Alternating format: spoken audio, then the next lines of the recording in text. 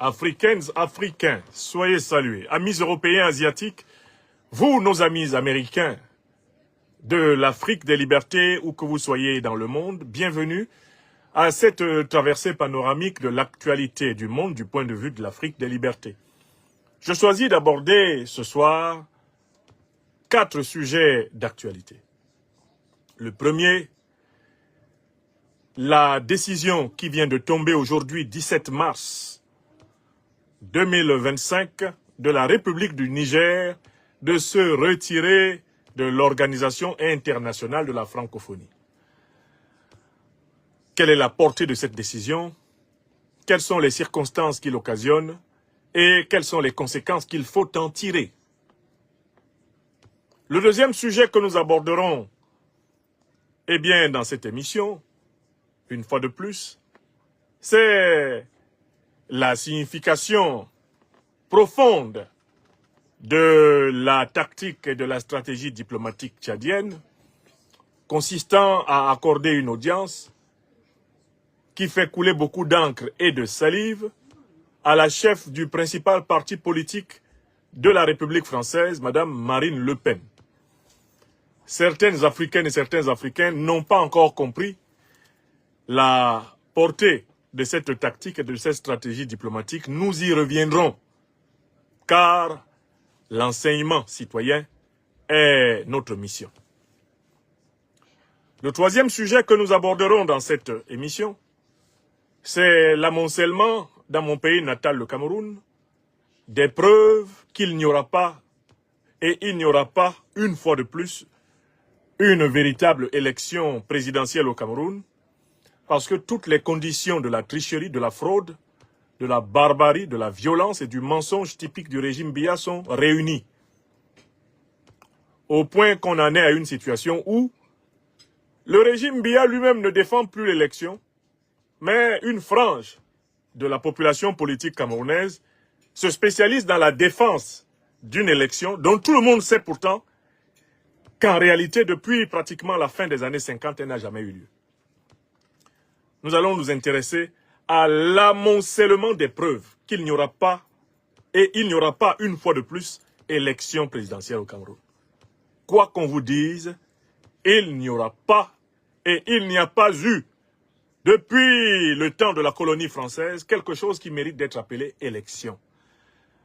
J'avais élaboré l'expression de parodie électorale pour désigner ce qui se passe dans mon pays natal, mais je vais aller plus loin aujourd'hui. Je vais introduire le concept de pourrilection. La pourrilection, c'est-à-dire la pourrie élection ou l'élection pourrie. Le Cameroun est un modèle parfait de production de la pourrilection. Et voilà pourquoi j'inviterai le peuple camerounais à prendre conscience du fait que la clé de la victoire est en lui. C'est lui qui, par millions du nord au sud, de l'est à l'ouest, en passant par le centre et les diasporas, doit prendre le pouvoir. Et par la suite, à l'issue d'une transition politique consensuellement organisée, donner par délégation de façon transparente et équitable le pouvoir à des Camerounaises et à des Camerounais capables d'assumer le destin panafricain du Cameroun. Enfin, nous aborderons un dernier sujet dans cette émission. C'est le retour sur la fonction de la fameuse force dite de la CEDEAO. Les fameux 5000 hommes dont on nous a parlé et qui seraient tout d'un coup mobilisés urbi et orbi pour combattre le terrorisme en Afrique de l'Ouest. Nous allons montrer que loin d'être la finalité de ce machin de la CEDEAO, il faut au contraire considérer que les jours à venir vont voir se réorganiser le dispositif de déstabilisation du sous-continent africain à travers l'État islamique et Al-Qaïda, qui sont, comme on le sait, des branches avancées de mercenaires de l'impérialisme occidental et moyen-oriental. Ce que nous avons amplement démontré dans notre ouvrage, l'impérialisme, l'impérial terrorisme, forme actuelle de l'agression, impérialiste occidentale et moyen-orientale contre l'Afrique. et preuves irréfutables de l'agression de l'OTAN en Afrique. Voilà le programme de cette émission. Le Niger, en cette journée historique du 17 mars 2025, vient d'annoncer son retrait de l'Organisation internationale de la francophonie. Quels sont les mots utilisés par le gouvernement du Niger pour annoncer cette information? Eh bien, je voudrais citer les mots exacts utilisés par le gouvernement du Niger lorsque, précisément, il a donné au monde cette information. Je vais sur la page du CNSP du Niger et je vous donne lecture du communiqué dont j'ai pris connaissance comme vous. Aujourd'hui même, 17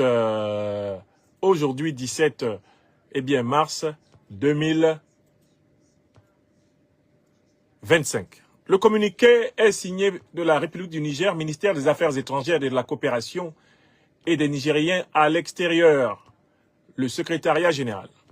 Niamey, le 17 mars 2025, le secrétaire général à mesdames et messieurs les chefs des missions diplomatiques et postes consulaires du Niger à l'extérieur. Objet, retrait du Niger de l'Organisation internationale de la francophonie. J'ai l'honneur de porter à votre connaissance que par note verbale numéro 003304 MAECNECABM en date du 7 mars 2025, le gouvernement nigérien a décidé souverainement du retrait du Niger de l'Organisation internationale de la francophonie. Je vous saurai gré d'en informer vos juridictions respectives d'accréditation. Signé Monsieur Lawali Labo, secrétaire général du ministère des Affaires étrangères et de la coopération et des Nigériens à l'extérieur. Voilà l'information telle qu'elle nous est donnée. Il y a donc tout d'un coup 3 questions qui doivent se poser. Qu'est-ce que c'est que l'OIF? Deuxièmement, pourquoi le Niger s'en retire-t-il? Troisièmement, quelles sont les conséquences de cette décision? L'OIF, c'est l'Organisation internationale de la francophonie qui rassemble, en réalité, la plupart des pays francophones du monde, anciennement colonies ou territoires sous tutelle française. La vocation formelle de cette organisation, c'est la promotion de la culture francophone, c'est-à-dire d'abord de la culture française, à travers le monde, et par extension, la défense d'idéaux considérés comme propres à la communauté francophone mondiale, idéaux de diversité et de métissage culturel, idéaux, nous dit-on, de démocratie, d'état de droit, idéaux de bonne gouvernance, de développement durable, bref, toute la bonne parole que l'Occident politique a prêchée ces dernières années dans le monde, notamment depuis le XXe siècle jusqu'à ce jour. Ça, ce sont les vœux, ce sont les objectifs idéaux de l'OIF. Mais dans la pratique, l'OIF a été conçu dans le cadre du dispositif d'influence de la puissance française, lorsque celle-ci a, sous la poussée des peuples, eh bien, concédé le processus de décolonisation.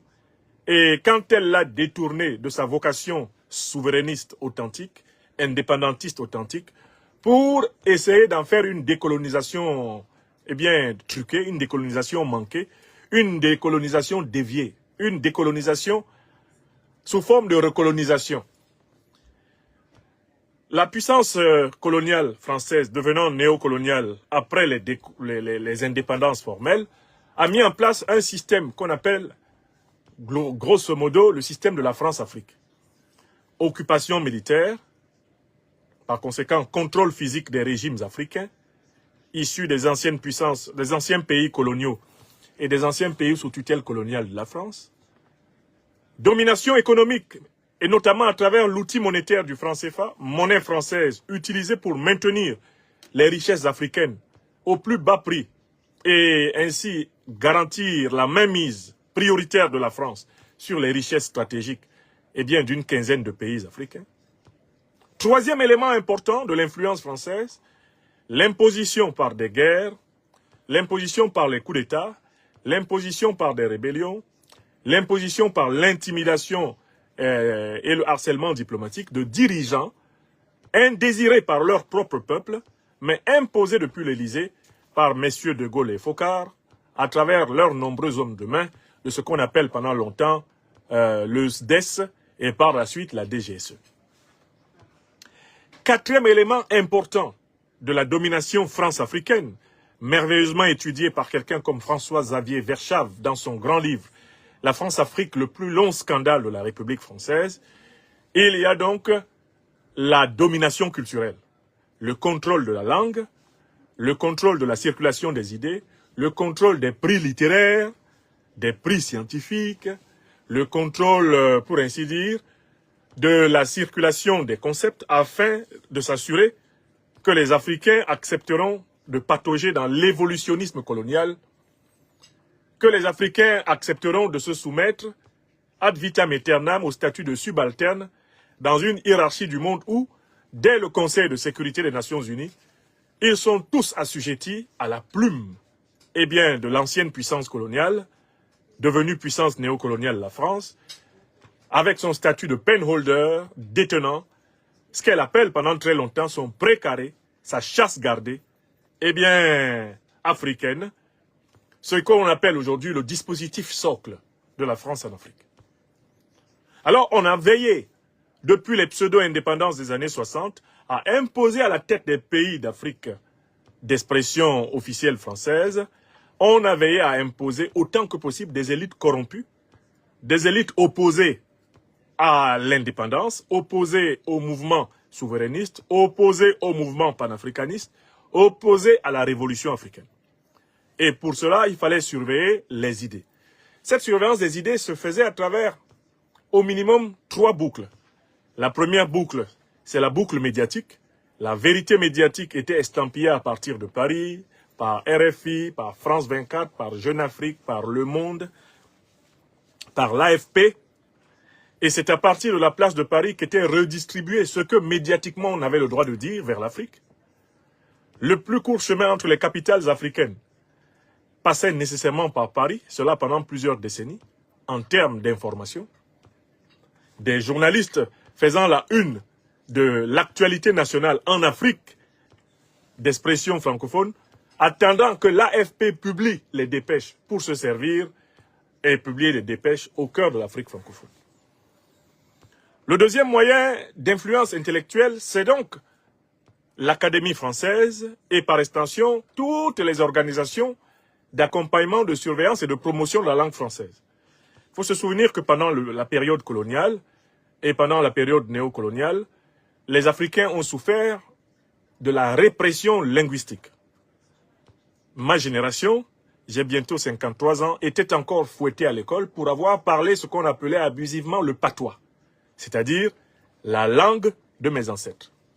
Ingera mebe me porba sa sugulu, maler abe a yongiso a kourmehio. Quand je parlais ma langue maternelle, le bassa, à l'école, le maître prenait le fouet pour me frapper. Et c'est ainsi pour pratiquement toutes les générations qui m'ont précédé.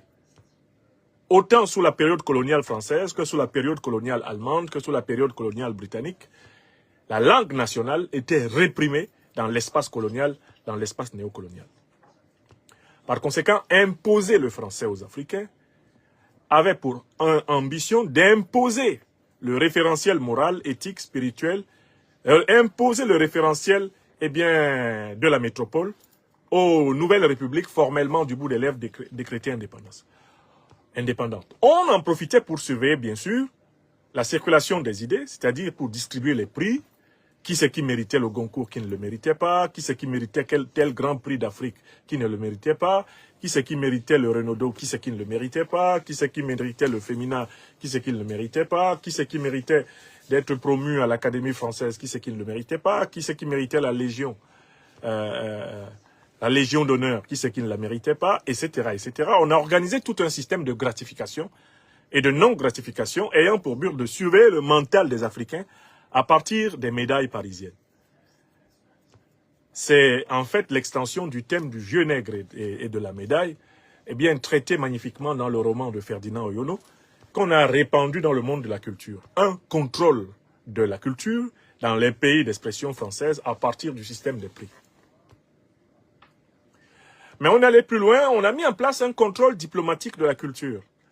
L'Organisation internationale de la francophonie ayant un impact sur les parlements, ayant un impact sur la conférence des ministres de l'éducation nationale de tous les pays francophones, ayant finalement en fait pour rôle de coordonner les activités de la communauté francophone mondiale, l'OIF a conservé la structure de l'empire colonial français.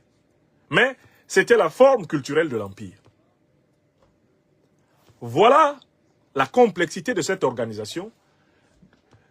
Pour ma part, je l'ai découverte dans toute sa couture, dans toutes ses dimensions les plus néfastes, à l'occasion d'une crise qui a éclaté après la démission de mon ami, frère et leader ivoirien, le président Guillaume Kibafori Soro, de la tête de l'Assemblée nationale de Côte d'Ivoire. Avant sa démission de la tête de l'Assemblée nationale de Côte d'Ivoire, Guillaume Kibafori Soro avait été élu vice-président de l'OIF et il était supposé passer à la tête de l'OIF. Selon les textes de l'OIF, quand on a été élu, quand on est éligible pour les fonctions de vice-président ou de président, on peut les exercer même quand on cesse d'être président du Parlement de son pays. Parce que le mandat international, eh bien, à la tête de l'OIF ou d'un organe de l'OIF court jusqu'à son terme. Peu importe la fonction que le parlementaire occupe à l'intérieur de son Parlement national. Ça, c'était les textes.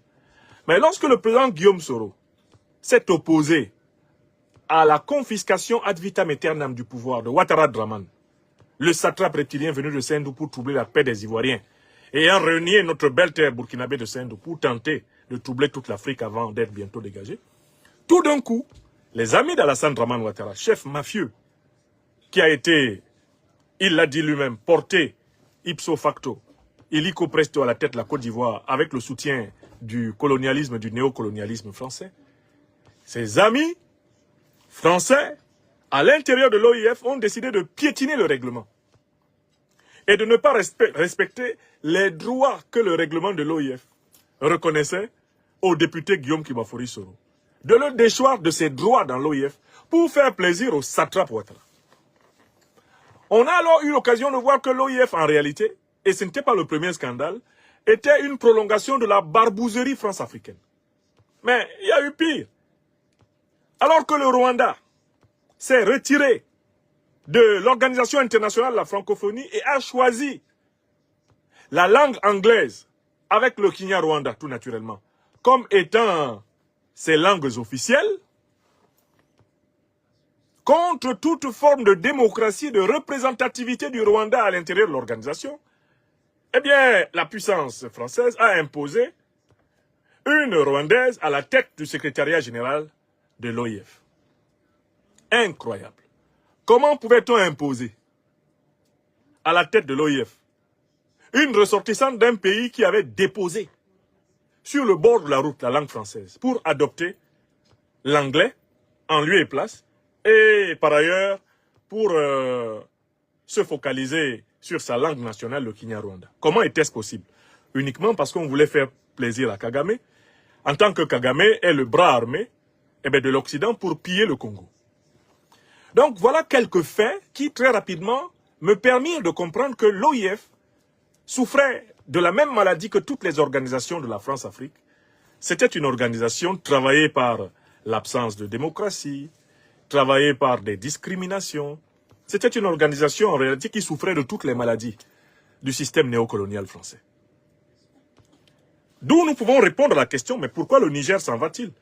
Le Niger est dans une dynamique d'émancipation. Il est dans une dynamique de souveraineté. Il est dans une dynamique d'indépendance pleine. En effet, dans ces conditions, sa place ne peut plus être dans l'OIF. Parce que la vocation de l'OIF à polisser les idées, à polisser les prix, à décider de ce qui est bon à penser ou pas bon à penser pour toute la communauté des pays utilisant la langue française, cette position est clairement une position impériale. C'est une position encore coloniale et néocoloniale. Le Niger, à l'intérieur de l'Alliance des États du Sahel, dit non à cela. Sa décision est donc logique parce qu'elle correspond à des décisions équivalentes qui ont été prises sur le terrain de la sécurité et de la défense. qui ont été prises sur le terrain de la diplomatie internationale. Nous ne sommes pas surpris. Maintenant, nous pouvons répondre à la troisième question. Qu'est-ce qui va se passer maintenant que le Niger a pris cette décision? Alors, d'abord, nous sommes habitués à savoir que les trois pays de la Confédération de l'Alliance des États du Sahel ont une très grande convergence de lecture de leurs intérêts vitaux, de leurs partenaires stratégiques et de leur positionnement. Donc, je peux vous dire, sans risque de me tromper, que la première conséquence à laquelle on s'attend, c'est la démission en cascade des autres pays de l'AES, à savoir le Mali et le Burkina Faso. Car cela m'étonnerait que les raisons pour lesquelles le Niger a décidé de quitter l'OIF ne soient pas valables pour le Mali et le Burkina. Voilà la première conséquence qu'on attend. La deuxième conséquence, elle renvoie vraiment à des aspects pratiques. L'OIF est une organisation qui, globalement, était fortement représentée dans la plupart des pays. Il va y avoir, de ce point de vue, à repenser entièrement l'occupation de plusieurs cadres nationaux qui travaillaient dans cette institution. Donc il va y avoir des conséquences économiques. Il va falloir se préparer à réaffecter des cadres, des diplomates culturels. Pas seulement du côté français, mais également, bien sûr, du côté africain et notamment du côté des pays de l'AES. Donc il va y avoir des conséquences économiques à tout ça. Il y a des sites institutionnels entiers qui vont fermer. Donc va se poser le problème de la réaffectation des cadres, de la réaffectation des personnels. Ça, c'est le deuxième point. Le troisième point, c'est que je ne serais pas surpris que, après que l'AES se soit littéralement engagé dans le même chemin de manière convergente, comme le Niger l'a fait, je ne serais pas surpris que d'autres pays africains, même y compris des pays qui sont actuellement membres de la CEDEAO, ou plus amplement membres de l'Union africaine, eux aussi se retirent de cette organisation. Pourquoi? Parce qu'en fait, quand on fait le bilan de l'aide que cette organisation aurait apporté aux pays africains et de ce que l'Afrique a apporté à la France, on se rend compte que rien qu'en prenant le terrain purement économique, jusqu'à cet instant, les échanges économiques entre tous les pays africains d'expression officielle française, les échanges économiques des pays africains d'expression officielle française et de la France sont excédentaires pour la France, déficitaires pour l'Afrique, globalement. Dans son commerce avec la France, l'Afrique francophone est perdante. Donc, en fait, incontestablement, dans le mouvement historique de rééquilibrage des relations franco-africaines, il est inévitable que toutes les institutions qui ont contribué à entretenir cette asymétrie, ce déséquilibre, il est inévitable qu'elles disparaissent. Je peux donc vous dire, sans risque de me tromper, que plusieurs autres pays africains vont sortir dans les prochains jours de l'OIF. Il n'y a pas que les pays de l'AES. Mieux, l'AES est dans une dynamique très puissante qui va également enclencher les autres dynamiques, c'est la sortie du franc CFA. C'est la fin du CFA en Afrique francophone. Lorsque la Confédération de l'Alliance des États du Sahel va porter l'estocade au franc CFA, ce ne sera plus qu'une question de mois, voire à peine d'années, pour les autres pays, que ce soit de la zone UEMOA, la zone ouest africaine ou de la zone d'Afrique centrale, pour mettre fin à cette aberration. Voilà les conséquences inévitables de la décision nigérienne. Et on pouvait s'y attendre, on peut s'y attendre. Tous les pays africains qui vont être gouvernés par d'authentiques panafricanistes révolutionnaires vont mettre fin à cette inféodation culturelle. Écrivez ça. Écrivez ça. Et sur ce point, c'est ce que je voulais clairement établir. Merci à celles et ceux qui l'ont compris. Godlymen. Je voudrais aborder maintenant un second sujet d'actualité. Et je voudrais qu'on reparte vraiment au Tchad. Le président tchadien Mahamat Idriss Déby Itno a reçu il y a maintenant 48 heures Madame Marine Le Pen, présidente du Rassemblement national. À l'occasion de cette visite d'ailleurs, on a vu Madame Le Pen sortir de l'avion présidentiel de la République tchadienne. Tout d'un coup, se sont formés au minimum deux camps. Un camp qui dénonce la poursuite de la politique france-africaine et ce qui serait une contradiction avec la rupture récente des accords de défense et de coopération entre le Tchad et la France à l'initiative de la partie tchadienne, dirigée par le maréchal président Mahamat Idriss Déby Itno.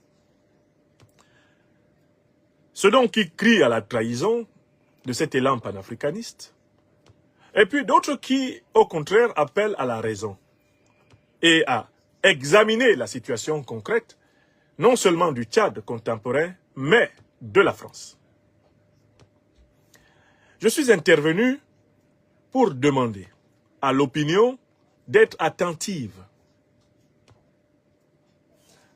à la rationalité, à la logique et à l'intelligence tactique et stratégique déployée par le président tchadien dans cette affaire. Alors, je connais un certain nombre de papes, d'ayatollahs ou de signeurs de fatwa des réseaux sociaux qui aussitôt se sont précipités pour dire « Ah, voilà, c'est l'homme de Mahamat Kaka. Mahamat Kaka lui donne l'argent. Il a eu l'argent. Voilà, il soutient Kaka. » Non, je soutiens toujours ce que j'estime la vérité. Donc, je vais vous expliquer pourquoi le président tchadien Mahamat Idriss Déby Itno a tout à fait eu raison d'accueillir Madame Le Pen. C'est de la grande diplomatie. Et ça va être bénéfique au Tchad. Je vais l'expliquer. Pour ceux qui veulent comprendre. Pour ceux qui ne veulent pas comprendre, bon, leur place n'est pas dans mes réseaux sociaux. Qu'ils aillent écouter ceux qui leur répètent sans cesse la même chose. Et qui jamais n'affrontent la difficulté du réel. Premièrement, au niveau du Tchad, notamment après l'assassinat de notre frère, regretté, Yaya Djilo Djeroumbéchi, le président Mahamat Idriss Déby Itno n'a plus d'adversaire de taille. Il a gagné toutes les élections. D'ailleurs, il a été félicité en cela par celui qui était un temps devenu son principal opposant, Succès Masra, que nous avons utilement appelé échec. Il a réussi à faire de celui qui a été devenu son principal opposant son premier ministre. Il a réussi à l'amener à montrer, par sa propension opportuniste, qu'il n'était pas digne de la confiance du peuple tchadien. Et une fois qu'il l'a vidé de sa substance, qu'il l'a vidé du reste de crédibilité qu'il pouvait avoir, Mahamat Idriss Déby Itno a déposé Succès Masra sur le banc de touche de la politique tchadienne sans bruit. Donc, du point de vue de toutes les familles politiques présentes au Tchad, il est désormais le président légal et légitime du Tchad. Cela est sorti de la bouche de Masra Succès lui-même, qui a dit qu'il reconnaissait les élections législatives après avoir boudé la présidentielle qu'il a fini par reconnaître. Mieux, je tiens à vous rappeler que le même monsieur Masra Succès avait prévenu quand il était Premier ministre qu'il avait entièrement confiance en l'organe électoral, qui s'appelle comme de juste au Tchad, l'ANGE, Agence nationale générale des élections. Masra Succès, alors Premier ministre de Mahamat Idriss Déby Itno, nous a dit ici publiquement que lui, il avait entière confiance en l'ANGE. Bon, l'ANGE lui a donc donné le résultat qui dit que il a perdu la présidentielle. Par la suite, l'ANGE a donné le résultat qui dit que, très bien, eh bien, Mahamat Idriss Déby Itno et son parti ont massivement, le MPS, ont massivement gagné les législatives. Donc, il n'y a plus de débat. À l'intérieur du Tchad, toutes les familles politiques présentes sur le terrain reconnaissent le maréchal Idriss Déby Itno comme étant le chef de l'État, président de la République. Alors, nous qui sommes placés à l'extérieur du Tchad et qui regardons la quasi-unanimité des classes, des figures de la classe politique tchadienne reconnaissant M. Mahamat Idriss Déby Itno, nous ne pouvons que prendre acte de ce fait qui renvoie à la réalité politique du terrain tchadien. Mais, mieux encore, le président Mahamat Idriss Déby Itno a surpris tout le monde, y compris ses propres partisans du MPS. Il a surpris l'opposition tchadienne et il a surpris les panafricanistes en prenant une décision inédite dans l'histoire du Tchad. Celle de la rupture des accords de défense et de coopération militaire avec la France. Et il a exigé et obtenu le retrait total des troupes françaises du sol tchadien, y compris des troupes américaines. Il a même extirpé les officiers français qui jouaient le rôle de conseillers techniques à l'intérieur de la hiérarchie militaire du Tchad. Au point qu'aujourd'hui, la présence militaire française au Tchad appartient au passé. Par ce deuxième acte, Mahamat Idriss Déby Itno s'est inscrit dans l'un des points fondamentaux de la lutte continentale des Africains, à savoir le retrait des troupes des anciennes puissances négrières coloniales et néocoloniales. Là encore, cela renvoie à la réalité politique. Que l'on l'aime ou qu'on le déteste, qu'on lui en veuille ou pas, Mahamat Idriss Déby Itno a mérité son grade de maréchal quand il a dénoncé les accords de défense et de coopération néocoloniale et quand il a obtenu, jusqu'au 31 janvier 2025, tout le monde a vu le départ de l'armée néocoloniale française du sol tchadien. Ça, tout le monde l'a vu. Personne n'a oublié qu'il avait été installé à la tête du Tchad par la dynastie familiale. Personne n'a oublié qu'un certain 21 avril 2021, le président français Emmanuel Macron, après la mort de l'ancien président tchadien Idriss Déby Itno, père du président actuel Mahamat, le président français en personne était venu introniser. Et alors des centaines de Tchadiens étaient morts, tombés sous la violence du pouvoir. Le président français lui-même était venu introniser l'actuel président tchadien, Mahamat Idriss Déby Itno. Et nous l'avons dénoncé. Et si c'était à refaire, nous dénoncerions encore. Seulement, cette fois-ci, c'est celui qui a été logé qui a délogé celui qui l'a logé. Pourquoi voulez-vous que les Africains crachent sur leur bonheur? Quand celui qui a été logé par la puissance néocoloniale déloge militairement la puissance néocoloniale, pourquoi voulez-vous que les Africains ne s'en réjouissent pas? Il s'agit d'un retournement de la dialectique du maître et de l'esclave. Et c'est un bon point. Qu'on aime ou qu'on n'aime pas Mahamat Idriss Déby Itno, la dénonciation des accords de défense et de coopération et le retrait des troupes néocoloniales françaises et américaines du sol tchadien seront portés à son actif. Même si Mahamat Idriss Déby Itno doit partir en enfer, même en enfer là-bas, il aura les félicitations de Dieu pour avoir fait, à l'occasion de cette décision, sa volonté. Libérer le peuple tchadien de l'occupation étrangère. C'est donc cet homme-là qui s'est aussi positionné de façon amicale et positive envers les pays de l'Alliance des États du Sahel. Et ça, c'est un troisième fait incontestable. On peut critiquer le président tchadien pour les conditions dans lesquelles il est venu au pouvoir, pour la violence exercée contre l'opposition. On peut lui reprocher d'être héritier d'une dynastie, ok. Mais on ne peut pas nier un troisième fait. Il a refusé d'engager le Tchad comme base arrière de la déstabilisation, de la République centrafricaine au sud, alors que son père avait eu des complaisances en ce sens. Lui, Mahamat Idriss Déby Itno, depuis qu'il est là, les incursions à partir de la frontière tchadienne contre le Centrafrique ont considérablement baissé. Parce que N'Djamena a arrêté la politique de laxisme total envers les groupes qui déstabilisent Bangui. Ça, c'est un. De deux, on a voulu utiliser le Tchad comme base arrière pour déstabiliser le Niger, qui se trouve à l'ouest du Tchad. Les autorités tchadiennes actuelles ont refusé.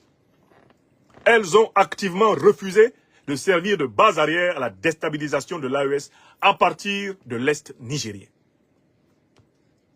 Il y a une coopération sécuritaire, fraternelle, étroite entre N'Djamena et Niamey, caractérisée par les allées et venues des hommes forts des deux régimes, pour se prêter main forte contre les organisations terroristes.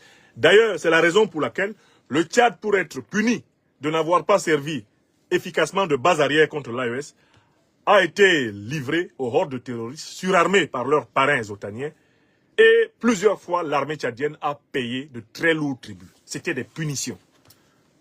Et c'est l'une des raisons de la rupture des accords de coopération et de défense.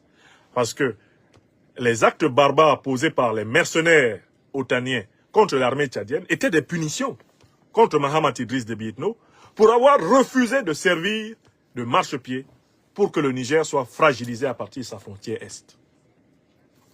Tous ces faits se sont déroulés sous nos yeux. Et tout Africain digne de ce nom, doivent prendre cela en compte. C'est donc cet homme-là qui, à l'occasion du dernier sommet de l'Union africaine, a appelé à la levée des sanctions contre les pays panafricanistes révolutionnaires. Le Mali, le Burkina Faso, le Niger et même la Guinée. C'est ce président-là qui décide de recevoir Madame Marine Le Pen, présidente du Rassemblement national. Et il faut que les Africains sachent qui est Madame Marine Le Pen. Madame Marine Le Pen est aujourd'hui la faiseuse de roi de la France. Si François Bayrou, l'actuel Premier ministre de Macron, qui ne possède pas de majorité à l'Assemblée nationale, si François Bayrou est encore Premier ministre en France, c'est grâce à Marine Le Pen. Parce qu'elle n'a pas demandé à sa formation politique, le Rassemblement national, de voter la censure. Parce que si le Rassemblement national avait voté la censure, puisque la France insoumise votait la censure, une majorité était obtenue pour faire tomber Bayrou. Et normalement, Macron serait déjà appelé actuellement à la démission dans les rues de France. Il faut que les Africains sachent que Mme Le Pen, comme vous l'avez vu en N'Djamena, c'est elle qui fait la pluie et le beau temps en France. Pour une deuxième raison, elle est à la tête du plus grand parti politique français, le Rassemblement national. C'est elle. Son parti politique est celui qui a le plus grand nombre d'élus en France actuellement. D'accord? C'est la principale force politique de la France. Elle est donc aujourd'hui, mieux qu'avant, en position de gagner la future élection présidentielle. Et on sait que la grande tendance en Europe, c'est la montée en force des partis souverainistes de droite radicale, d'extrême droite. Or, entre-temps, les dernières déclarations publiques du président Mahamat Idriss Déby Itno envers le chef de l'État français étaient des déclarations offensives et même contre-offensives. Après les déclarations dans lesquelles M. Macron disait que l'ingratitude est une maladie non transmissible à l'homme et que les Africains avaient été ingrats, avaient oublié de dire merci. Le président Mahamat Idriss Déby Itno fait partie des chefs d'État africains qui sont sortis en première ligne pour tenser les propos de M. Macron et lui dire que c'est du mépris et que cela ne sera pas accepté. Et que l'Afrique n'en est plus à se laisser essuyer les pieds sur la tête par les dirigeants français. Donc, on est dans un contexte de tension entre le chef de l'État français, qui se considère toujours comme le bienfaiteur de Mahamat Idriss Déby Itno, qu'il a intronisé en avril 2021, et Mahamat Idriss Déby Itno. Ils sont en tension directe, parce que Mahamat Idriss Déby Itno lui a répondu frontalement que son mépris ne passera plus en N'Djamena. Dans ce contexte, Mahamat Idriss Déby Itno sait qu'il a deux adversités. Il a deux adversités certaines. La première, c'est son opposition. Que ce soit l'opposition civile ou l'opposition armée, dans laquelle il y a beaucoup de gens qui n'ont pas oublié qu'ils peuvent quand même prendre une revanche. Parce que beaucoup de gens lui en veulent pour le sang des leurs qui a été versé. Le président Mahamat Idriss Déby Itno sait qu'il y a des gens qui lui en voudront jusqu'au dernier jour de sa vie à mort pour ce qu'il a fait, lui, pour prendre le pouvoir à leur détriment. Il le sait. Mais depuis qu'il s'est levé et a fait partir l'armée française et l'armée américaine, le monsieur que vous voyez en N'Djamena là, il sait qu'il s'est payé à tout jamais les impérialistes occidentaux comme ennemis. Je vous prie d'écrire ce que je vous dis. Kadhafi est arrivé au pouvoir en 1969 en chassant le roi Idriss Ier. Et l'une des décisions que Kadhafi avait prises en Libye, c'est de chasser l'armée américaine. L'armée américaine a pris le nom de Kadhafi, ils ont appuyé ça comme ça, dans leur fichier. Comment on fait ça souvent là? Ils ont appuyé le nom de Kadhafi comme ça. Depuis 1969, 70, 71, que Kadhafi a fait partir les troupes américaines et britanniques du sol libyen. Son nom a été écrit sur une liste rouge. Les Occidentaux ont juré d'avoir sa peau dès que ça sera possible. Ça a pris plus de 40 ans. Ils ont eu sa peau en 2011. C'est comme ça qu'ils ont remercié Saddam Hussein, qui leur avait servi de cheval de Troie pour attaquer l'Iran pendant 10 ans. Ils ont eu sa peau. D'accord? Mahamat Idriss Déby Itno que vous voyez là, sait qu'il ne pourra plus jamais de sa vie, wallahi billahi talahi, compter sur un dirigeant français pour sauver sa peau au Tchad. Il le sait. Et c'est parce qu'il le sait qu'il a tenu un langage de vérité en partant du principe que cabri mort n'a pas peur de couteau. Du point de vue diplomatique, recevoir comme il l'a reçu Mme Marine Le Pen, c'était en réalité une manière de répondre à M. Macron pour lui dire qu'il conservait sa posture souverainiste et indépendante envers la diplomatie française actuelle, envers le régime français. En recevant Mme Le Pen, ce n'est pas à Mme Le Pen que s'adresse le message de Mahamat Idriss Déby Itno. C'est une réponse à Macron. Mahamat Idriss Déby Itno dit, in fine à Macron, je parle en France avec qui je veux, je parle en Afrique avec qui je veux, je parle dans le monde avec qui je veux. Mieux, je donne même mon avion à qui je veux en France. Et je ne m'en remets pas à l'Élysée. Faites tout ce que vous voulez, moi aussi je ferai tout ce que je veux. En réalité, du point de vue diplomatique, c'est un acte de défiance. C'est un acte de défiance qui est comparable à celui de Zelensky quand il y avait la campagne présidentielle aux États-Unis. Zelensky s'est levé pour aller soutenir la candidature de Biden. Il vient en visite aux États-Unis, il entre dans la campagne pour soutenir la candidature de la candidate de Biden, Kamala Harris. Les gens de Trump ont écrit ça et ils ont plié un doigt. Donc, très clairement, Mahamat Idriss Déby Itno dit au président Macron que lui, il ne compte pas sur l'amitié, la bienveillance et la gentillesse du président Macron. Et mieux, qu'il préfère d'ores et déjà prendre une option pour influencer à distance la politique française, comme il a observé que l'élite politique française essaye d'influencer à distance ou en proximité la politique tchadienne. Parce qu'en fait, qui a essayé de porter à bout de bras Masra pour l'opposer à Mahamat Kaka, fragiliser Mahamat Kaka afin de contrôler les deux et de contrôler le Tchad? Mais c'est la diplomatie de la France-Afrique. D'accord? Comme vous manipulez les opposants tchadiens contre moi, moi aussi je peux manipuler les opposants français contre vous. C'est un échange de bons procédés.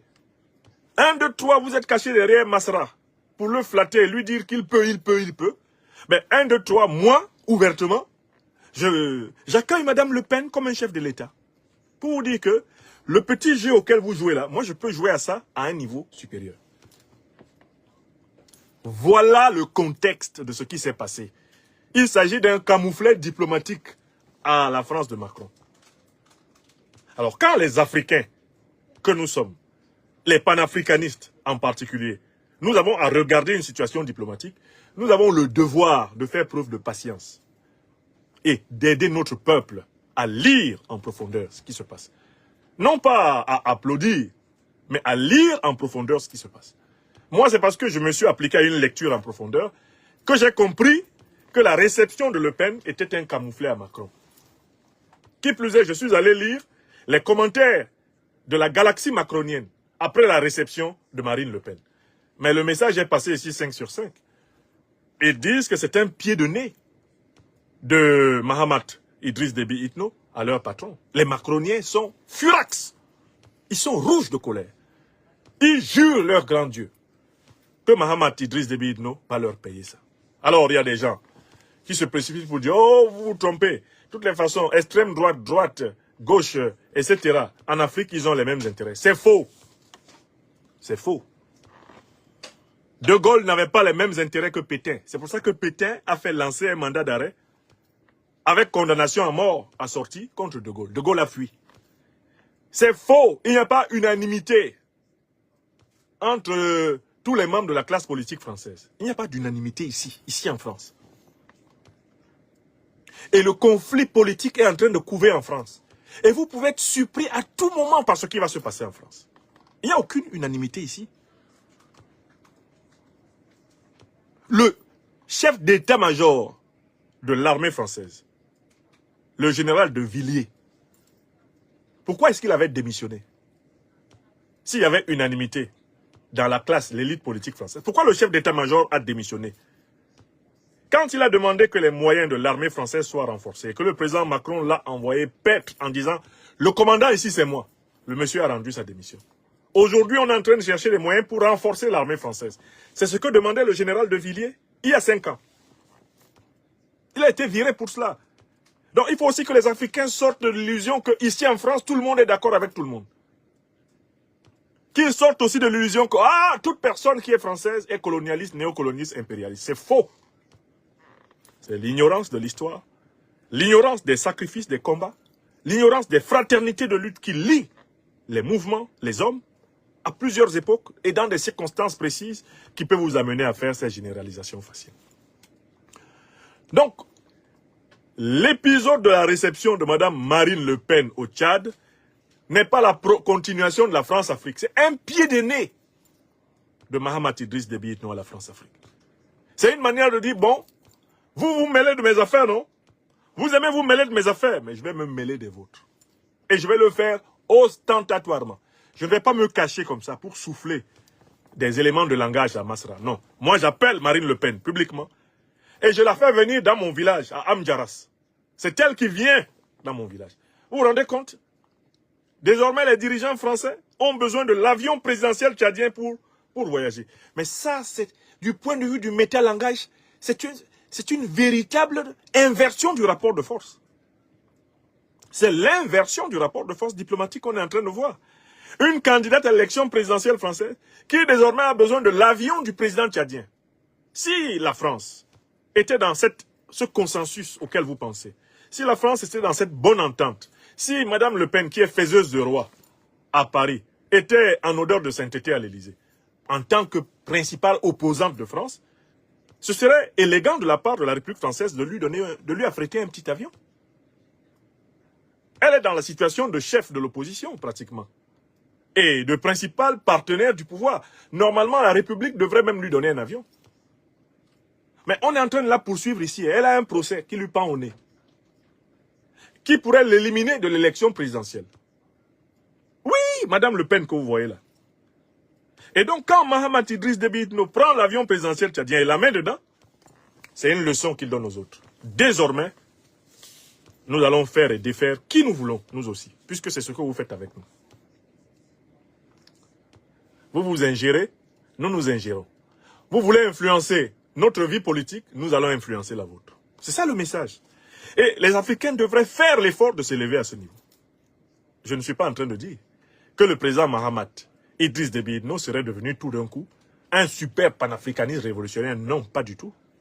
Il est en train d'aller vers le panafricanisme parce que c'est la condition de sa survie personnelle, de la survie politique du régime tchadien. C'est la condition même de la survie du peuple tchadien. Tout peuple africain qui ne va pas vers le panafricanisme est en train d'aller vers son autodestruction.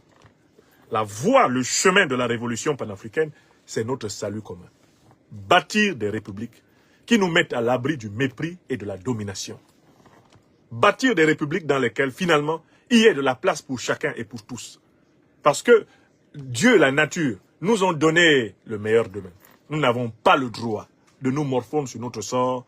Nous avons le continent le plus riche de cette planète. Et il est encore le plus riche pour longtemps. Il nous faut avoir l'intelligence d'en faire le meilleur usage pour que nous, nos enfants, nos arrière-petits-enfants, ne subissent plus jamais les humiliations que nos parents, nos ancêtres ont subies sur les 7 derniers siècles. Donc, en conclusion, s'il vous plaît, regardez les différents éléments que je vous ai donnés, point par point. Et vous verrez que, dans cette affaire, c'est le Tchad qui a remporté, en réalité, une paire de manches diplomatiques. L'usage que le président tchadien a fait des moyens de l'État tchadien est avantageux pour la diplomatie tchadienne. Il positionne le Tchad comme désormais capable d'influencer l'avenir politique en France. C'est le message qu'il voulait passer. Alors, venons-en au sujet suivant de notre soirée d'analyse politique au pas de charge. Je disais que je voudrais, à partir de l'expérience de mon pays natal, le Cameroun, introduire dans le débat politique un concept nouveau, le concept de pourri-lection. Pourri-lection, la pourri-lection. Pourri-lection. P-O-U-2-R-I. L-E-C-T-I-O-N. La pourri-lection. C'est-à-dire l'élection pourrie ou la pourriture électorale. La pourri-lection. Les pays africains issus du processus colonial sont devenus spécialistes des pourri-lections. C'est-à-dire des élections truquées, fraudées, violées, abusées, faussées d'avance. Mais auxquelles on s'amuse à participer en croyant qu'en chemin, il y a un miracle qui va se produire. La pourri-lection. C'est-à-dire c'est le processus électoral dont tout le monde a les preuves qu'il est vicié. Tout le monde sait que ce processus va aboutir à une crise électorale. à une crise post-électorale. Mais, pris dans une espèce de fantasme de l'entonnoir libérateur, tout le monde s'engouffre dedans, en disant, allons-y, devant on va voir. La pourri-élection. Le plus grand laboratoire pourri-électoral. Le plus grand laboratoire pourri-électoral en Afrique, c'est mon pays natal, le Cameroun. Dans ce pays-là, toutes les conditions de la pourri-élection sont remplies. Premièrement, ceux qui exercent le pouvoir indiquent clairement qu'il va falloir passer sur leur corps pour venir le prendre. Et l'un des arguments qu'ils avancent, c'est qu'ils ne peuvent pas quitter le pouvoir parce que s'ils quittent, à cause du mal qu'ils ont fait, les gens vont se venger contre eux. Donc, il vaut mieux qu'ils restent au pouvoir. Donc, les conditions de la pourri-élection sont les suivantes. Un pays dans lequel ceux qui exercent le pouvoir sont incapables de s'imaginer sans le pouvoir. Tellement ils en ont abusé, qu'ils ont peur de le lâcher et d'être l'objet de la vengeance. Ils s'accrochent par peur, à cause du mal fait. Et malgré toutes les promesses que peuvent leur faire les opposants, d'être fair-play, d'être compassionnels, d'avoir pitié lorsqu'ils arriveront au pouvoir, les pourris lecteurs, les pourris électoraux ne tolèrent pas l'idée de l'alternance. La deuxième condition de la pourri-élection, c'est la confiscation totale des institutions électorales par le régime au pouvoir. C'est-à-dire que quand vous regardez la structure de l'ECAM au Cameroun, quand vous regardez la nomination des principaux membres de l'ECAM, quand vous regardez la structure de la Cour constitutionnelle, les principaux membres de la Cour constitutionnelle, quand vous regardez la structure du gouvernement, quand vous regardez la structure de l'armée, quand vous regardez la structure des services de renseignement généraux, quand vous regardez la structure des corps spéciaux de l'armée, quand vous regardez la structure du système diplomatique, des officines diplomatiques du pays, vous vous rendez compte que un clan a entièrement colonisé tous les centres névralgiques de décision politique nationale. De telle façon que le résultat des élections ne peut être que la répétition de la volonté du chef de clan, Paul Biya. Le système est pourri, c'est-à-dire qu'il est fermé du sommet à la base. Il n'y a pas un seul endroit essentiel du système électoral qui échappe au contrôle du parti au pouvoir. Donc le système est saturé, il est pourri. Deuxième condition. Un système saturé, contrôlé à tous ses niveaux névralgiques par la même minorité. Et ici, c'est une minorité oligarchique corrompue. Avec à ces points sensibles des membres du prétendu groupe ethnique du président et aux autres points, ses alliés issus de toutes les ethnies. Les alliés corrompus de Paul Biya. Il y a une troisième condition qu'ils ont veillé à remplir. C'est la stratégie du dilatoire. Dilatoire au niveau de l'inscription des Camerounais dans les listes électorales. Ils ont toujours tout fait pour que les Camerounais ne s'inscrivent pas dans les listes électorales. Même quand ils disent « allez vous inscrire en masse », ils ne se donnent pas les moyens de permettre à tous les Camerounais de s'inscrire. Ils en repulsent, ils en repoussent, ils en privent de papier. Dans les diasporas comme à l'intérieur du pays. Au niveau des listes électorales, ils vont plus loin, ils refusent de les publier. Nous sommes au mois de mars, donnant bientôt à avril 2025. Le Cameroun n'a pas de liste électorale. Et les gens disent qu'ils s'en vont aux élections. Le Cameroun n'a pas de liste électorale, pourquoi? Mais parce que le pouvoir sait que publier une liste électorale, c'est prendre le risque d'être surveillé. C'est prendre le risque qu'on commence à faire des statistiques. C'est prendre le risque que les opposants commencent à constituer des arguments pour démontrer la preuve. Donc au Cameroun, le pouvoir dit, je ne vous dis pas qui vote. Allons-y, on verra devant. Quatrième élément de la stratégie, la fabrication de publics, de bétails électoraux, eux-mêmes invisibles. Fabrication de bétails électoraux étrangers. Mais comment vous allez prouver qu'il y a des étrangers dans la liste électorale qui n'existe pas? Comment vous allez prouver qu'il y a des étrangers dans une liste électorale qui n'existe pas? Si ce n'est sur la base de rumeurs, la liste électorale n'existant pas, Comment vous pouvez démontrer qu'il y a des étrangers? Bon. On va plus loin. Je vois un journal, une feuille de chou du pouvoir, appelée Essingang, qui dit que les prisonniers, les gens qui sont en prison au Cameroun, appellent à voter massivement Paul Biya. Astaghfirullah. Là, on nous dit implicitement que le public des prisons, du nord au sud, de l'est à l'ouest, est majoritairement acquis au président. Celui qui les a emprisonnés. C'est-à-dire qu'on nous dit que le type qui est responsable de l'incarcération de ces gens-là, soit par application normale de la loi, soit parce qu'ils sont des prisonniers politiques, on nous dit qu'il a réussi à convertir la plupart de ses victimes, qui, désormais stockholmardisés, transformés par le syndrome de Stockholm, sont prêts à voter pour lui. Bientôt, on va nous dire que même les morts qui sont enterrés dans des cimetières ont décidé d'en sortir spécialement, exclusivement, le jour du scrutin. On aura un public électoral, eh bien, mortuaire, un public électoral des cimetières. Bientôt, on va dire que certains revenants, qu'on n'avait pas vus depuis très longtemps, ont décidé de revenir de l'au-delà pour voter. Parce qu'il n'y a pas de liste électorale, n'importe qui peut être dedans. Parce qu'il n'y a pas de liste électorale, on peut dire que la liste électorale est n'importe quoi. C'est un pays où on refuse de poser sur la table la moindre base d'une compétition politique objective et claire. Vous comprenez? Maintenant, on continue. Il y a une cinquième chose extraordinaire que ça a produit. Ça produit une situation dans laquelle le pouvoir lui-même ne croit pas à ces élections.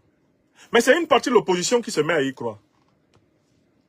On se retrouve dans une situation ubuesque. Et les CAM, où sont les listes? On ne donne pas. Paul Biya, c'est comment?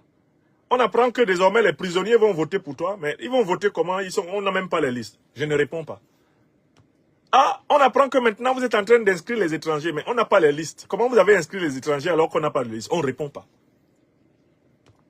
Mais dans ce contexte-là, on réussit à obtenir qu'une partie de l'opposition dise « Malgré tout, allons quand même aux élections ».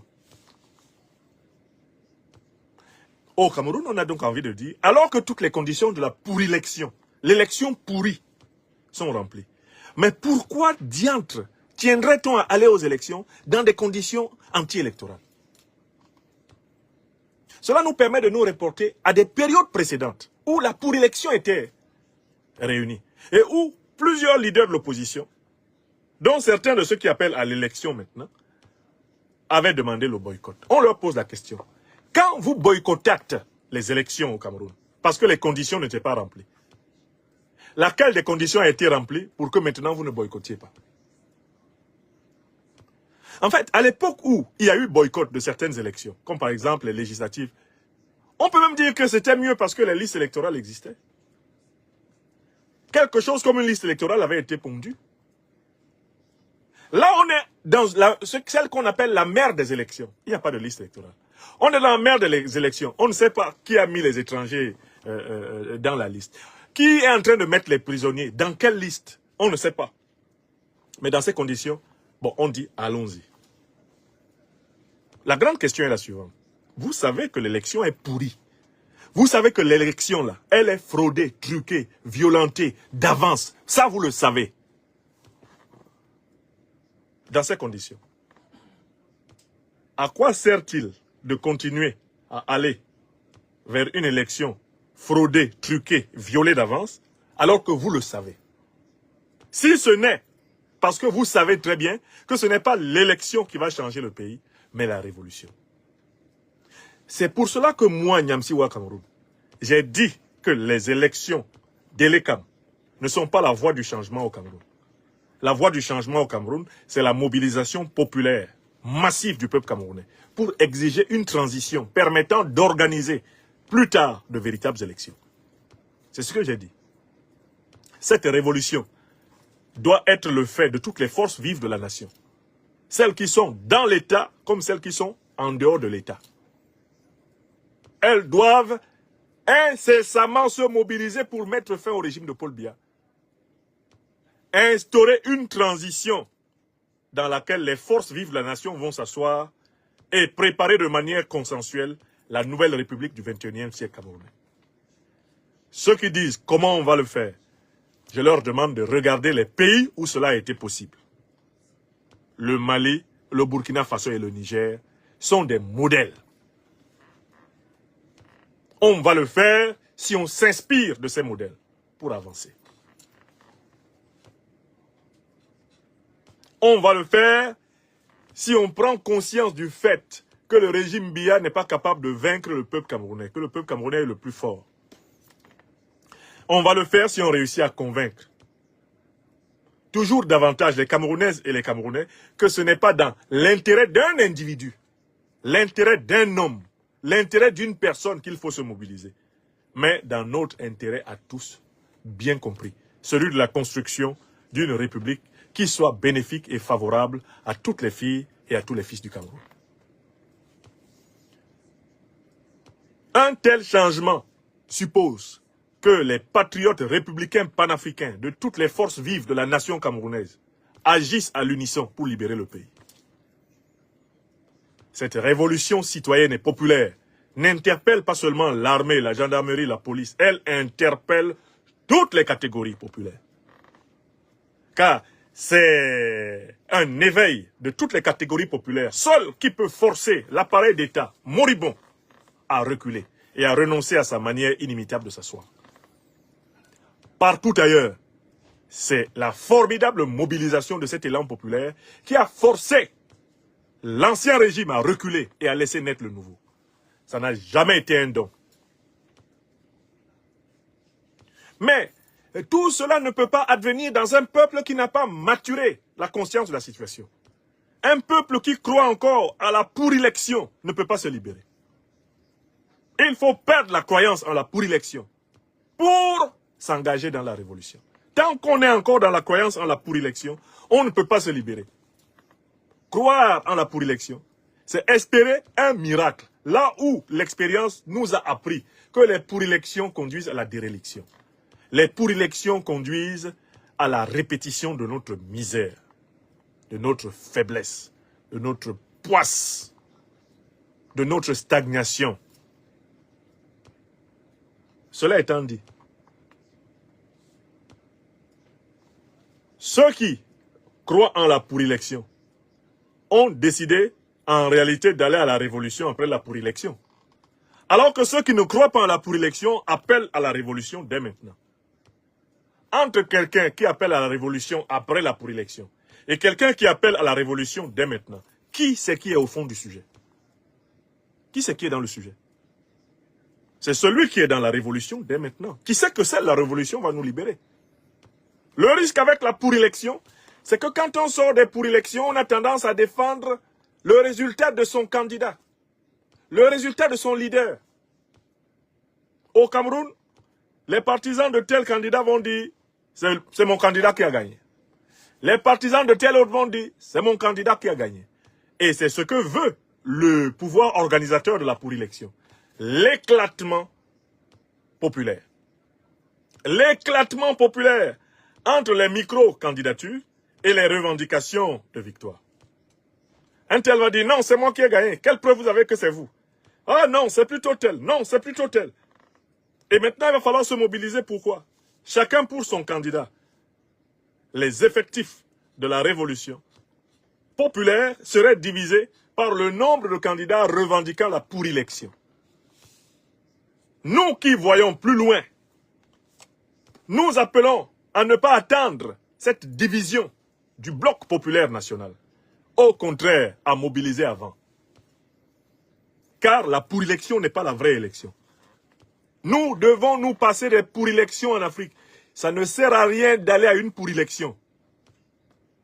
On ne doit aller à une élection que si on a les moyens d'imposer la voix du peuple. Si on a les moyens d'imposer le choix réel du peuple. Si on n'a pas les moyens d'imposer le choix réel du peuple, aller à la pourrilection, c'est participer à la parodie organisée par la tyrannie. Et paradoxalement, c'est la renforcer, la crédibiliser et la légitimer, même involontairement. Voilà le message dont je suis porteur. Et je suis prêt à supporter tous les colibets des partisans de la pourrilection. Ils peuvent dire sur moi tout ce qu'ils veulent. Ce que j'ai dit là, et que j'appelle le plan B, je vais en parler toutes les semaines. Vous avez remarqué? Tous les lundis, j'enfonce le clou. Alors, j'ai observé que justement parce que ce message passe, je suis en train de devenir, eh bien, l'intellectuel politique le plus commenté au Cameroun. Soit on est avec moi, soit on est contre moi. C'est moi le baromètre. Je vous en remercie. Critiquez-moi. Racontez tout ce que vous voulez. De préférence sur vos plateformes. Parce que quand vous venez sur la mienne, pour m'insulter, je vous bloque. Vous êtes obligé d'aller créer de nouveaux comptes.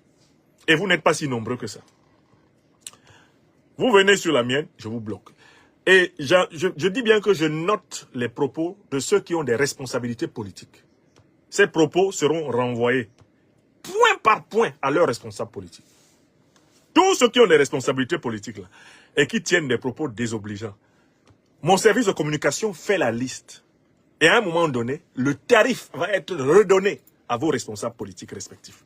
Avec moi, aucune parole proférée ne sort sans être tenue. Continuez. Mettez-vous à l'aise.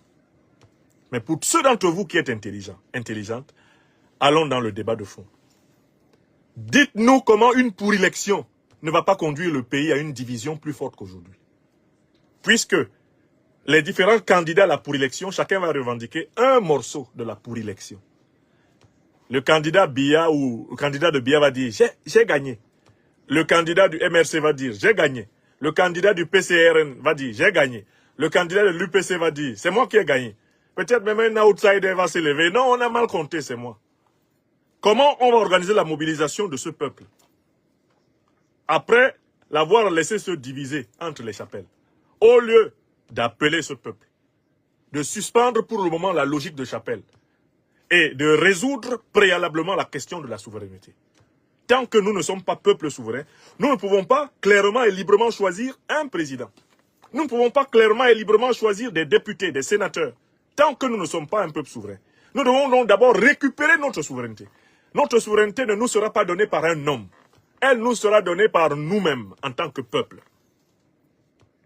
Et c'est en tant que peuple que nous avons organisé une transition pour bâtir des institutions authentiquement souveraines. Où est le mal dans cette histoire? Si c'est le bien commun qui nous intéresse, si c'est l'intérêt général qui nous intéresse quand nous faisons la politique, où est le mal dans cette affaire? Le mal vient du fait que certains, malheureusement, estiment qu'on doit privilégier leur carrière politique à eux avant le bien commun de tous.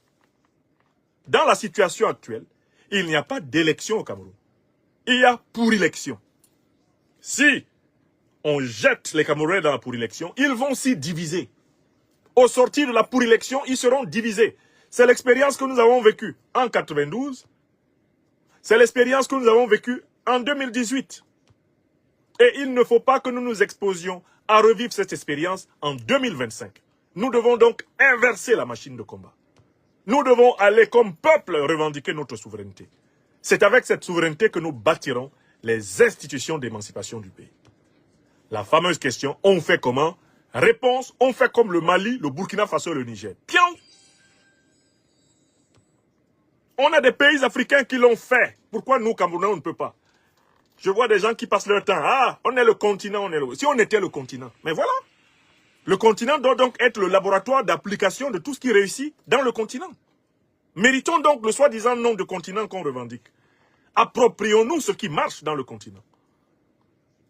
Oui! Je vois des gens dans notre classe politique, dans les réseaux sociaux, qui parlent de ce qui se passe au Mali, au Burkina Faso, au Niger avec une condescendance. Ah, des choses que tu dis là-bas et qui marchent, ça ne nous concerne pas. Vous vous prenez pour qui? Qu'est-ce qu'on a fait de plus au Mali que les autres? Au Cameroun que les Maliens, les Burkinabés ou les Nigériens? Qu'est-ce que nous on a fait de plus? Sur le terrain politique, on les dépasse en quoi? Je vois des gens qui pensent que ce qui marche là-bas ne peut pas marcher chez nous. Parce que chez nous, au Cameroun, là, on est où? Sur la Lune? Est-ce que vous savez qu'une bonne partie des officiers du Burkina Faso là, ont été formés au Cameroun? L'ancien président burkinabé, Blaise Compaoré. J'espère que vous savez que c'est un officier de l'EMIA de Yaoundé. Les Sankara que vous voyez là, c'est des officiers de Madagascar. Thomas Sankara. Il était officier à Madagascar pour sa formation. Non, on nous dit, ah non, il y a les réalités du continent. Il y a quoi au continent? Il n'y a même pas les routes. Il n'y a même pas les routes chez nous, au Cameroun. Il n'y a même pas les routes. Les réalités du continent, quelle réalité? Au Cameroun, comme partout ailleurs, il faut une transition qui permette d'organiser de véritables élections. Vous dites quoi?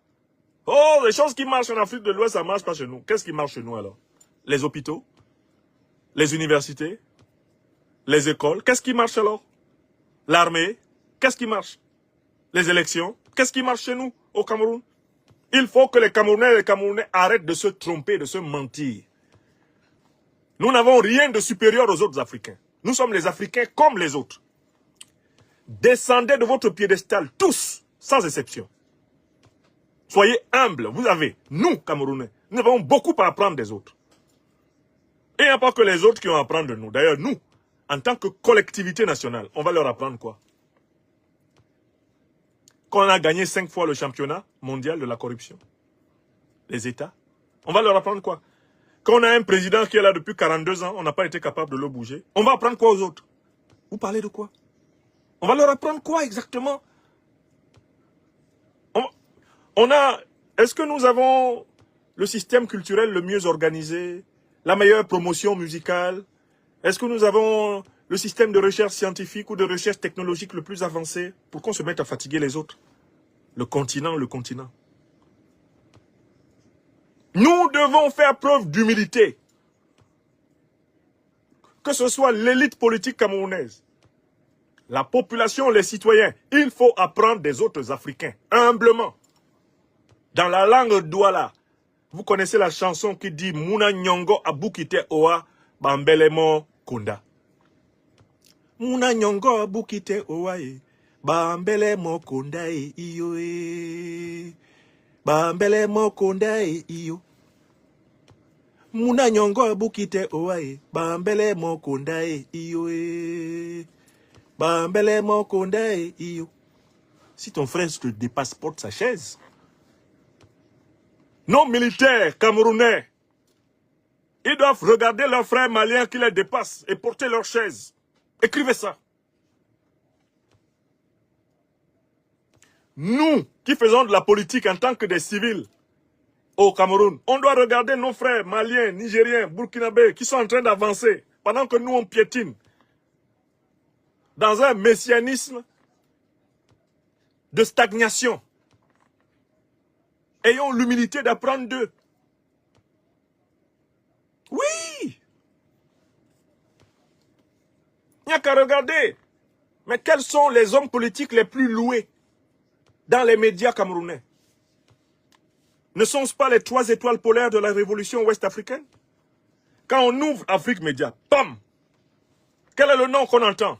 Assimi Goïta. Je connais même quelqu'un qui a chanté Assimi Goïta, qui a chanté Ibrahim Traoré, et qui maintenant dit que oh, c'est pas en Afrique de l'Ouest là-bas qu'on va aller apprendre. Il chantait ça pourquoi alors? Pourquoi il n'a pas chanté Paul Biya? Hein? Il criait Assimi Goïta, Assimi Goïta. Hein? En me suppliant de l'amener là-bas, de l'introduire là-bas. Heureusement que j'ai compris qu'il ne fallait pas. Assimi Goïta, Assimi Goïta. Il criait son nom comme ça. Aujourd'hui, c'est lui qui se tient pour traiter les gens d'Afrique de l'Ouest, hein, d'inférieurs. Ils sont inférieurs en quoi? Est-ce qu'on s'est bien regardé même là, en Afrique centrale? Ils sont inférieurs en quoi? Ils sont en avance. En civilisation politique, l'Afrique de l'Ouest est en avance sur l'Afrique centrale. Et il faut dire ça aux gens d'Afrique centrale. On est là, on a des régimes politiques archaïques comme celui de Biya. Quand on ouvre Afrique Média, Vision 5, tout le monde est en train de louer. Ibrahim Traoré, Abdourahmane Tchani, Assimi Goïta. Et puis il y a des gens qui se lèvent pour dire, oh, ça c'est l'Afrique de l'Ouest. Nos dirigeants en Afrique centrale, là, les Obiang, les Bongo, Oligingema, Biya, là, Sassou Nguesso, ils aiment plus leur peuple qu'Assimi Goïta, Ibrahim Traoré et Tchani. Est-ce qu'il y a une comparaison? Voilà. Donc on arrête de vouloir personnaliser le problème camerounais. Ce n'est pas un problème personnel. C'est le problème de l'intérêt collectif. La révolution populaire est la solution collective. Si on attend la pour-élection, il n'y aura pas de révolution populaire. Il y aura des revendications sérielles, sectorielles, divisives. Et le pouvoir s'amusera à enfermer ces revendications dans des enclos ethniques. En disant, voilà, ce sont les ressortissants de telle région qui revendiquent pour leur président. Alors que si les revendications commencent par anticipation, sans entrer dans les stratégies divisives messianiques, autoproclamatrices, certains parlent de narcissisme, alors que le narcissisme consiste justement à aller vers la pour-élection par intérêt personnel. Le narcissisme ne consiste pas à dire comme moi, considérons que nous sommes co-responsables de nous libérer ensemble. Ce n'est pas la responsabilité d'un seul d'entre nous, mais de nous tous. Emparons-nous de la question de notre souveraineté, qui est la question prioritaire, qui est le problème national du Cameroun. Voilà ce à quoi j'appelle. Je n'ai pas demandé à ce que le peuple camerounais prenne le pouvoir pour me le donner. Moi, Nyamsi, ou Cameroun, ou Afrique. Ce n'est pas ce que j'ai demandé. Prenons d'abord le pouvoir en tant que peuple. Organisons une transition et organisons alors la compétition. Eh bien, une compétition honnête, loyale, des filles et des fils du pays pour les différentes fonctions qui seront attribuées par la Constitution. Voilà tout ce que j'ai dit. Normalement, mon point de vue est celui qui fait une place à tout le monde. Alors que le point de vue qui consiste de dire allons à la pour-élection ne fait pas une place à tout le monde. D'abord, on n'a pas de liste électorale. On a des millions d'exclus de la liste électorale. Et là-bas, à la pour-élection, on ne sera pas... Tous ceux qui pouvaient être candidats ne le seront pas. Donc, le débat va être le débat entre les participants à la pour-élection. Et ce n'est pas le même débat que si on dit maintenant, d'abord, reprenons notre pays en main. Donc, le concept de pour-élection est éclairant dans toutes les situations. Certains me font l'objection de la Côte d'Ivoire. Mais en Côte d'Ivoire, c'est le même problème. Vous pensez qu'on va appeler élection le machin d'octobre 2025 où Ouattara veut se présenter seul, en excluant Gbagbo, en excluant Soro? En Côte d'Ivoire, il y a les listes électorales. En Côte d'Ivoire, là-bas, contrairement au Cameroun, il y a les listes électorales. L'opposition a la possibilité de voir un peu à quoi ça ressemble. D'accord? Mais même là-bas, ils excluent les seuls candidats qui peuvent les battre. Ce n'est pas une élection qui se prépare en Côte d'Ivoire, c'est une pour-élection. Et le peuple ivoirien n'a pas intérêt à aller à la pour-élection. Car la pour-élection conduit à la crise électorale, à la crise post-électorale, à la guerre civile, à la stagnation du pays dans la non-réconciliation. C'est la même position. Alassane Dramane Ouattara ne doit pas avoir le pouvoir d'organiser une pour-élection. Le peuple ivoirien doit être capable de l'interrompre. C'est la responsabilité du peuple ivoirien. Ce n'est pas pour Guillaume Soro, mon leader de GPS, ou pour, je ne sais pas, Laurent Gbagbo, président du PPACI. Ce n'est pas pour cela que ça doit être fait. C'est pour le peuple de Côte d'Ivoire. Parce qu'Alassane Ouattara est un usurpateur de souveraineté. C'est comme tel que le peuple ivoirien doit se dresser face à lui. Un voleur de souveraineté, comme Paul Biya. Voilà. Et on me pose la question, quels sont les bons modèles? Je recommence. Mali, Burkina Faso, Niger. Excellent modèle. Mais oui, ce sont des pays africains, comme la Côte d'Ivoire ou le Cameroun le sont. Ce ne sont pas des pays africains. On ne voit pas comment ces pays-là sont en train de marcher fermement vers leur souveraineté. On voit les conséquences sur le terrain. On voit les changements, les transformations sur le terrain. Vous comprenez? Voilà le message. Et donc, je vais le marteler. Ne vous inquiétez pas, certains de mes amis. Ah non, il faut... Je ne laisse jamais, quand moi, je suis convaincu d'être en train de servir ce que j'estime être la vérité. Je ne possède pas la vérité, mais je marche sur le sentier. Quand j'ai trouvé mon sentier, ne vous inquiétez pas pour moi. Tous les lundis, minimum, je martèle le message. Un livre supplémentaire va sortir. La République fédérale du 21e siècle camerounais. Je martèle le message. D'accord? Celui-ci était déjà sorti. pour un nouveau leadership populaire camerounais. Je continue mon œuvre. C'est ça, un homme. Ce n'est pas parce que 2 ou 3 individus, abusant de faux comptes Facebook dans lesquels ils se présentent même souvent, avec des noms donnant l'impression qu'ils appartiennent à un autre groupe ethnique. Même qu'ils sont d'un autre pays. Il y en a même beaucoup qui sont cachés sous des noms étrangers. Et qui tout d'un coup viennent vous faire des objections sur ce qui se passe à Yaoundé. En révélant qu'ils sont Camerounais. Ils se cachent derrière des noms étrangers, des pseudonymes. Et vous disent que vous n'êtes pas courageux. Mais écoutez, toute personne qui est sur Facebook, YouTube, etc., avec un faux nom, ne peut pas parler de courage à qui que ce soit. Moi, Nyamsi Wa Cameroun, je suis là, à mon nom propre. Me voici. Je parle. Dès lors que toi, tu es incapable de t'afficher en ton nom propre, tu ne peux pas me parler de courage. Viens ici au Cameroun, on va voir. Quand tu écris ça, mets ton nom, ton visage. Indique la ville où tu te trouves. Tu me verras. Vous comprenez? Donc, il est temps, le temps du courage, là, c'est maintenant. Que chacun assume ses responsabilités. Qu'il tienne ses propos en son nom propre.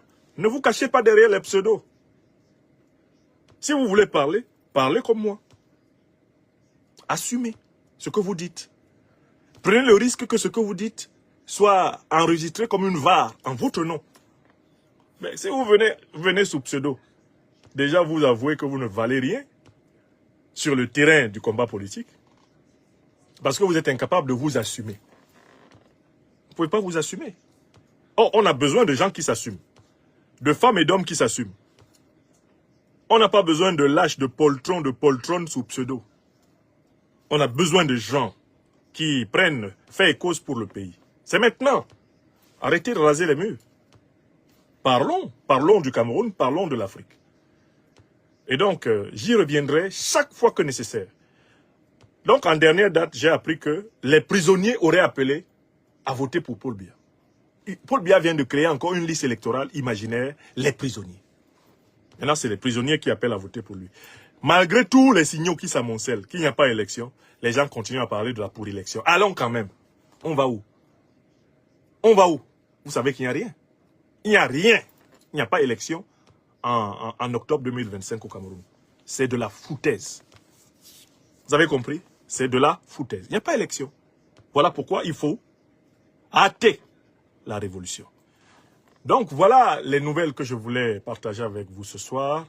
La dernière est bien sûr une invitation à continuer de nous mobiliser pour soutenir les pays de l'Alliance des États du Sahel qui sont à l'avant-garde de notre processus émancipatoire, le Burkina Faso, le Mali, le Niger. Et je me prépare dans les prochains jours à aller au Burkina Faso et au Niger pour la dédicace de notre maître ouvrage, l'impérial terrorisme. Les préparatifs s'accélèrent. Nous serons bientôt à Ouagadougou et à Niamey. Incessamment à Ouagadougou et à Niamey, où, eh bien, pour nos amis, en très grand nombre, mobilisés et qui nous attendent, nous allons parler des grands enjeux de la paix et de la sécurité en Afrique aujourd'hui. Les préparatifs vont bon train, je tenais à vous donner ce détail, mais c'est pour donc le mois d'avril. Avril au Burkina Faso et au Niger, avec notre ouvrage phare, l'impérial terrorisme. Les choses s'accélèrent. C'est avec beaucoup de bonheur que je serai parmi vous. En attendant, samedi 22 mars, je vous donnerai le lieu au plus tard, le mercredi. Samedi 22 mars, à partir de 15 h, eh bien, nous tiendrons une double activité à Paris. D'une part, conférence dédicace de notre livre, l'impérial terrorisme, pour dénoncer la manipulation des groupes terroristes par les puissances impérialistes à travers notre maître ouvrage. Mais à cette occasion-là, le collectif des avocats de l'Institut de l'Afrique des Libertés, ce collectif présidé par maître Ndjifutawo Woshawo Aboubekr, donnera une conférence de presse pour expliquer les tenants et les aboutissants d'une affaire phare qui sera jugée devant le tribunal de Paris entre la famille de M. Moustapha Banga, assassiné en septembre 2023 à l'ambassade de France au Niger, et l'ancien ambassadeur de France au Niger, Sylvain Ité, par ailleurs, avec l'État français, également objet d'une accusation de la famille Banga, défendue par les intrépides avocats de l'Afrique des libertés. À cette occasion, nos avocats donneront le catéchisme judiciaire de cette affaire à l'opinion internationale. C'est une affaire fondamentale, car elle porte sur la lutte contre l'impunité des puissances étrangères en Afrique. À travers cette affaire, dans le tribunal français, va être portée, une bataille pour faire reculer toutes les puissances étrangères qui ont encore des armées en Afrique, qui ont encore la force létale en Afrique et qui n'hésitent pas à donner facilement la mort au passage comme ça aux Africains sans conséquence. Nous voulons mettre fin à cette impunité. Et voilà pourquoi les avocats de l'Institut de l'Afrique des libertés ont accepté de voler au secours de la famille de l'infortuné Moustapha Banga et avec l'implémentation de la République du Niger, c'est un procès hautement pédagogique. N'oubliez pas, c'est samedi 22 mars à 15 h à un endroit qui vous sera indiqué au plus tard après-demain. Ça se passe donc à Paris. À cette occasion, ceux d'entre vous qui avez déjà votre exemplaire de l'impérial terrorisme, notre livre, vous pourrez venir à ma rencontre pour que je vous en remplisse la dédicace. Pour ceux qui ne l'ont pas encore, vous pourrez vous procurer un exemplaire directement auprès de notre équipe mobilisée pour le succès de cette double activité. Conférence de presse du collectif de nos avocats sur l'affaire Banga et dédicace parisienne de notre livre L'impérial terrorisme. Je vous remercie. Merci à celles et ceux qui ont partagé cette émission malgré son caractère tardif. Nous avons eu des journées extrêmement chargées. Vous imaginez, quand vous ne me voyez pas devant ces écrans, c'est que je suis en train de produire. Je suis en train de produire sur d'autres supports, les matières que le Tout-Puissant me permet de saisir.